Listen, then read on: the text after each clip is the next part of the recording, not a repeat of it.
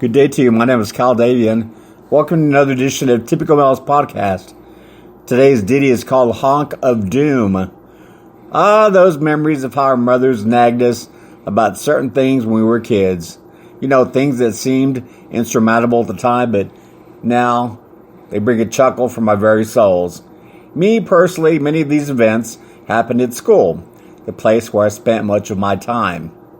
This is back when us kids were all in elementary school. Our mother used to pick us up in front of the building after the day let out. Well, my mother and I were sitting patiently in the car one day, waiting for the remainder of my siblings to exit. We were making the people in the cars behind us a little agitated, being stagnant in our spot for such a long time.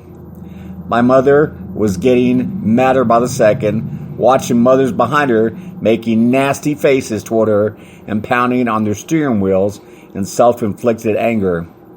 I turned around to see what the fuss was all about. I knew that I shouldn't have, but then it was too late. I thoroughly and quickly got yelled at for looking, and do you know why? Heaven forbid, my mother hissed through her teeth. If Mrs. Benavides or Mrs. Fielding saw me do this, after all, they were our neighbors, and they would most certainly incorrectly replicate the story multiple times to other women in upcoming moments of gossip gatherings. You will recall back then, children totally reflected their parents. And as expected, people started to honk, but not just short tweets. They were rude, elongated, threatening honks. I started to get a little nervous myself. I asked Mom what's going on. "Be quiet, please," she forced out, almost blowing my hair back. Her eyebrows arched like they always did when she tried to tell you that you had just reached strike 3. You know, sort of like a black widow, giving you fair warning that she's just about to annihilate you.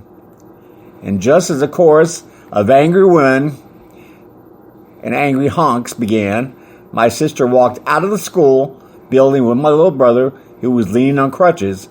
His right foot was heavily bandaged, and my mother gave the "oh my God" look and opened the passenger door and yanked my brother in. "What deed happened?" she demanded, on the verge of hysterics. Well, for those of you who have not heard me speak of my little brother, you know I refer to him as not of this world. I couldn't wait to hear his response. My mother then quickly unraveled the bandages, mind you, not tenderly, but short of ripping them off. She twisted the foot as she worked, looking for the injury. "No, I do not see nothing." My brother started to cry, which didn't help anything, and then the truth, or probably a light version of it, came out. There was one insignificant cut on the bottom of his foot. The school nurse had totally overwrapped his foot for a small cut obtained for a piece of broken glass on the playground. Now, my mom would be embarrassed because one of her children had the audacity to bother the school nurse on such a minor issue. This was it all. Now her concerned looks began to swell, quickly getting ready to burst.